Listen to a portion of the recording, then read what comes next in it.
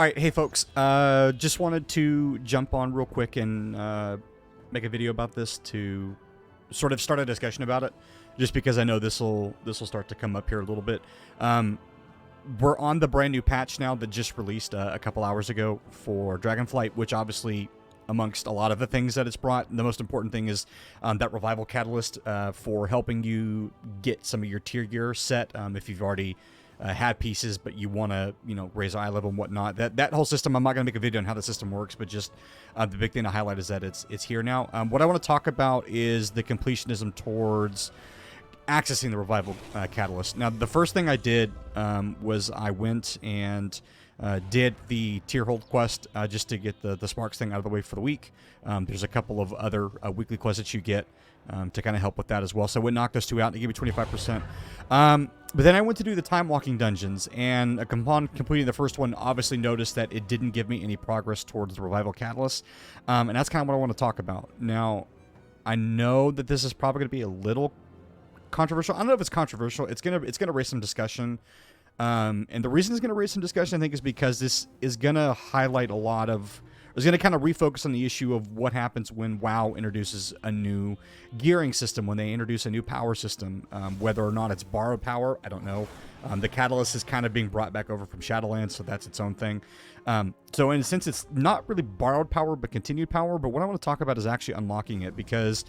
one of the things that I think is going to come from this is whether or not the Timewalking Dungeons should put progress towards the Catalyst. And I'm of the opinion that it should, and here's why. The Revival Catalyst is going to be a really, really important part of maintaining your tier gear, right?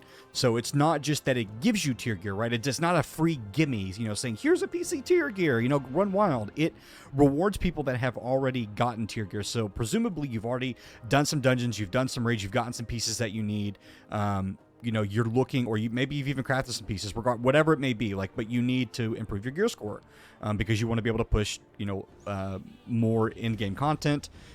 You want to be able to push more difficulty, looking for a challenge. In order to do that, you need the gear. And the Revival Catalyst is going to be a big part of that. Now, we already have the Vault, which I think is pretty good to a degree, right? Obviously, if you've maxed out your Vault already and you're kind of, playing hot potato, whether or not you're actually going to get something good, pressing plus 20 keys, whatever, then the Revival Catalyst is going to be another method in sort of a crafting system that you might be able to get some gear. The reason I think that this is important, to get back to the point, is the system shouldn't take a long time to unlock, and I know that it's like a small difference between it being mythic and whether or not it's like a heroic dungeon, right? So obviously all the Timewalking Dungeons are set to heroic. You can't push them at a higher difficulty. But the thing is the text for this doesn't say higher difficulty content. It doesn't even kind of inform exactly what kind of group content qualifies.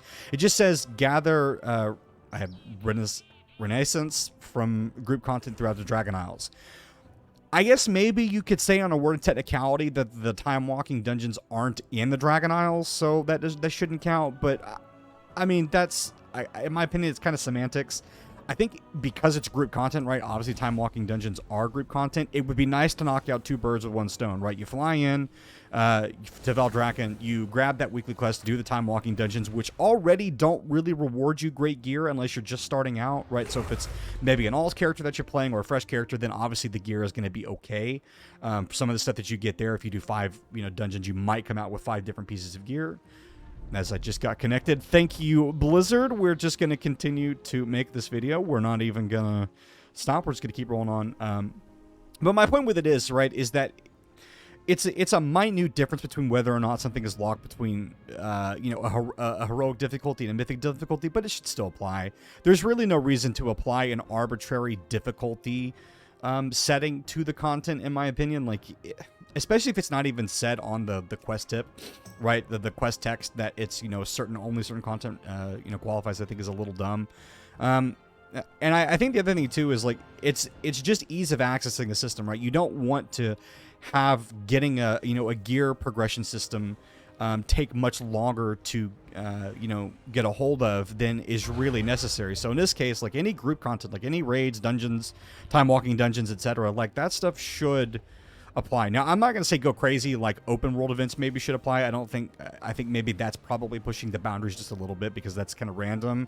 And I think it's probably difficult to qualify what is actually group content versus what is, solo content. It's like, you could make an argument that the Obsidian Keep Siege is group content. So, it gets sticky there, but it's like anything that you have to queue up to do should probably just count towards it. I don't know how a lot of people will view this. I don't know how a lot of people are going to feel about it, but it's just weird, I think, to kind of sort of effort and time gate something like the revival catalyst behind a Mythic Dungeon. It's like, it's funny too, because a bunch of people I think probably thought, like me, oh, well, I'm already 25% done.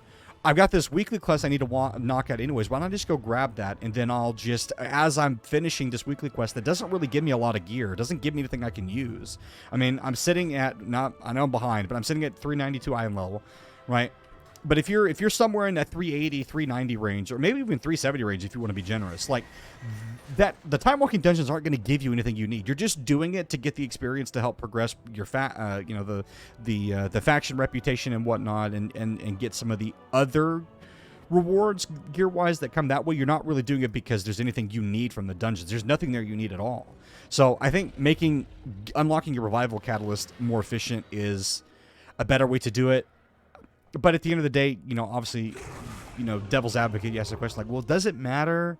Because when you're getting to this point, anyways, when you're getting to this point, anyways, when you're going to go do the revival catalyst, you're probably already able to do a Mythic Dungeon anyways. So, and I don't know how much it matters. It's just, I think, worth talking about. The other thing is like the revival catalyst is of limited usability because you can only use it for the one piece of gear, I think is my understanding right now. So I don't know.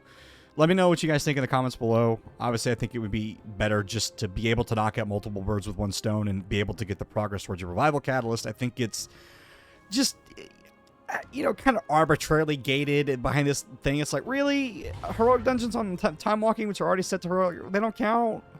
Blizzard, really?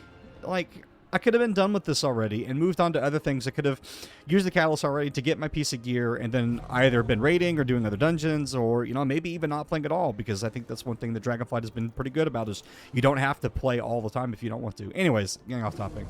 Let me know what you guys think. Appreciate you watching this far. Hopefully this sparks some good discussion. Again, I don't know if it's an issue, but it'd be nice to talk about in terms of whether or not, maybe it should just be changed a little bit.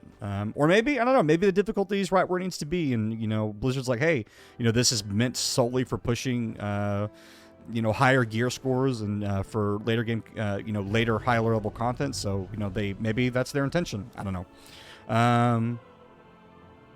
don't know. We'll figure it out. I'll see you guys later. Cheers.